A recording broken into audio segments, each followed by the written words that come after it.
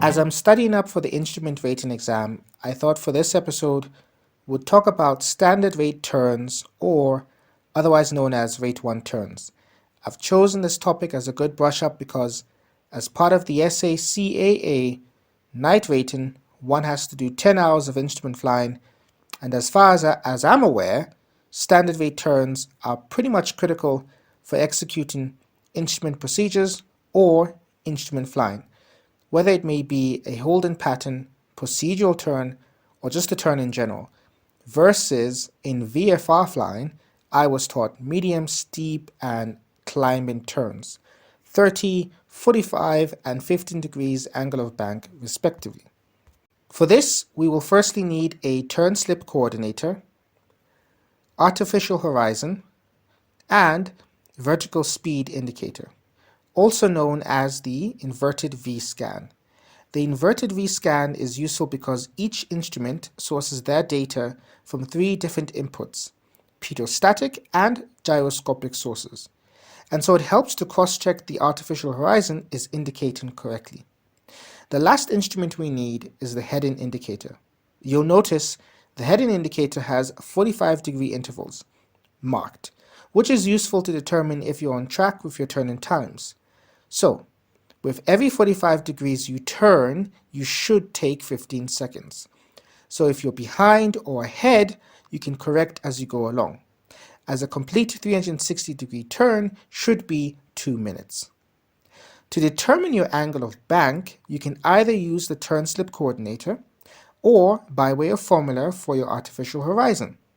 Formula goes as follows: speed divided by 10 and either add 7 or half of your divided answer. For example, 120 knots divided by 10 is equal to 12 plus 7 will give you 19 degrees angle of bank. Or you can say 12 and then you take half of that answer, which is 6, you add it, and that gives you 18 degrees angle of bank. Today, we're flying a Mooney model M20C out of Westline Aviation in New Tempe.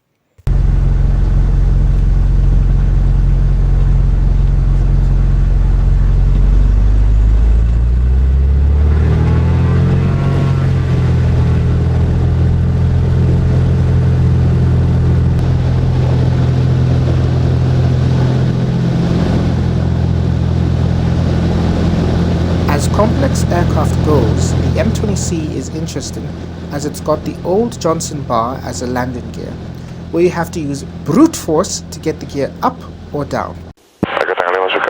Climbing through 4,800 or 6,000. So we're positioned in Foxtrot Alpha Delta 106, or the Danger Area 106, known as the Bloemfontein General Flying Area, executing some rate 1 turns. So now, let's see one in action. To the right, climbing to 6,500 foot. 6,500. Would you want me to turn heading northbound to keep within the general flying area? Yes, you can. Okay, I'll initiate the turn to northbound.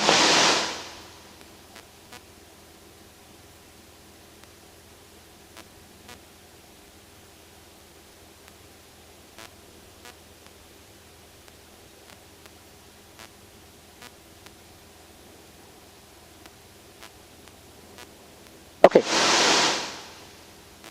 Throttle set to full. Okay, you can tell me when to start the timer. Pitch set to 25. Mixture set. Going to the climb. 6,500. Turn to the right. And start the clock. Going to a speed of 100. So what is your angle of bank going to be?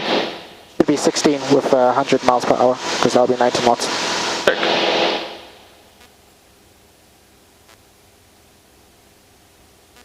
Watching that speed. Okay, 15, okay, behind.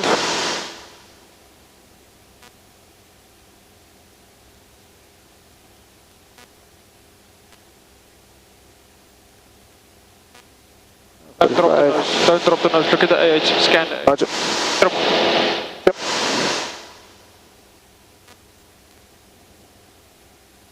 Keeping a climbing turn for that long, it's impossible not to trip. Roger.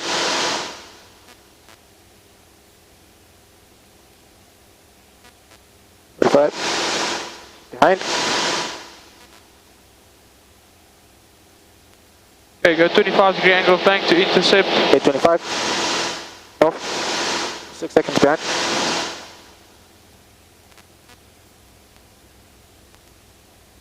Watching that turn slip. There we go. Time check. Accurate.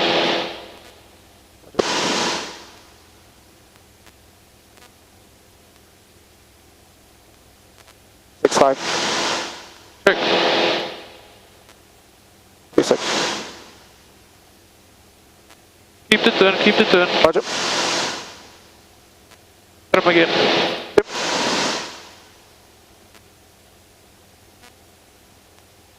Five.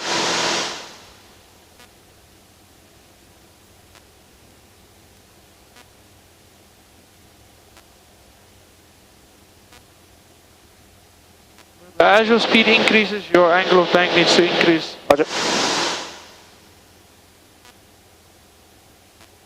Okay, 3 seconds. That's not too bad. The only reason we were 3 seconds behind is because that final bit, when we started to accelerate, you didn't adjust your angle of bank accordingly. Roger.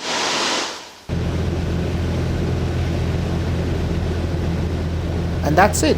Hope you enjoyed this video. Remember, this video is part of a 10-part series. We're now in episode 6, so 4 more to go. And each of these videos I publish once a week, every Wednesday evening, South African Standard Time. I've got quite a few archive videos that I figured are worthwhile sharing. So, if you enjoy these videos, please subscribe, give it a like, and I'd love to hear from you or all you aviator aficionados in the comments below.